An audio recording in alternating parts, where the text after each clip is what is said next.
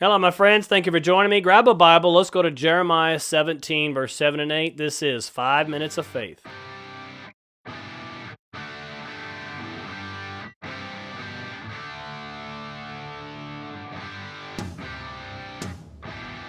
Jeremiah chapter 17, verse 7 and 8. And we're talking about not worrying about your life. Yesterday we learned Jesus said in Matthew chapter 6, do not worry about your life. You know, that right there, that statement is tough sometimes to swallow. How can you just not worry about your life? Just don't worry about it? That's what he wants us to do, just not worry about it? Yeah, exactly.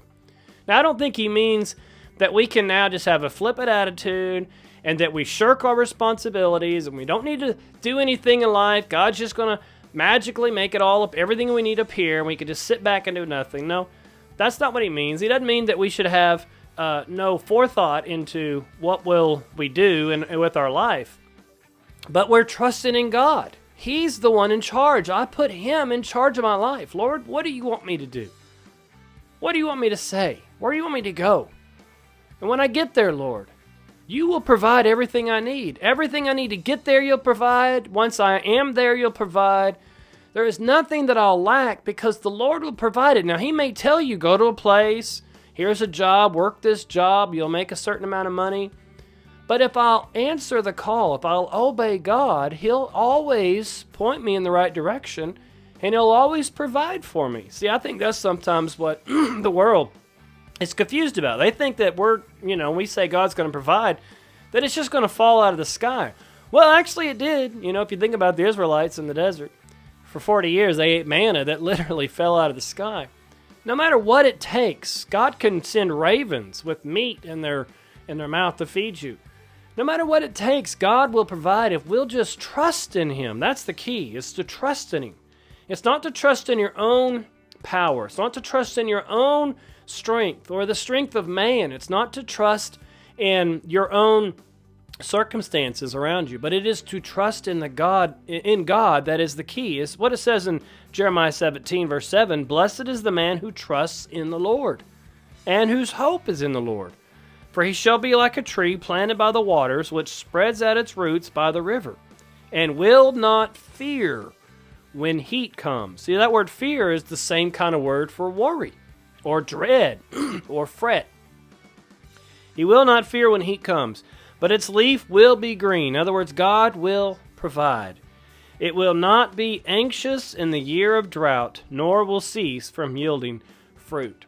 Because again, planted by that river. I'm planted by the river of life. Amen. The river that flows from the presence of God.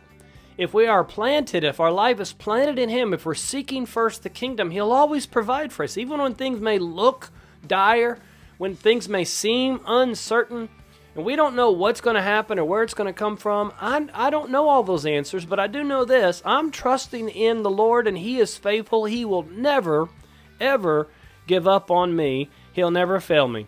In Psalm 118, verse 8 and 9, it says, it is better to trust in the Lord than to put confidence in man. It is better to trust in the Lord than to put confidence in princes. Even in the government. Even in, again, man's ability, man's comfort, or man's supply. It's better to trust in the Lord. In Proverbs 3, verse 5 and 6, it says to trust in the Lord with all your heart and lean not on your own understanding. In all your ways acknowledge him, and he shall direct your paths. Again, trust in the Lord and don't lean on your own understanding.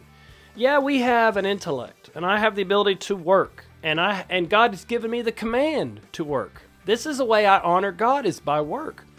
But I'm seeking God in my work. I'm praising God and worshiping God through my work. I'm honoring him. And as I do, he provides for me. And whatever I receive, I'm going to honor him back with my tithes and offering. Trusting in him. God, you are my provider. If I'll do that and trust that God... And I'll obey him and trust that God is always going to be there to provide for me, then I should never have to worry. I should never have to be anxious. I have a want for nothing because God provides for all of us when we trust in him. Amen? I hope this has encouraged you. It's been another 5 minutes of faith.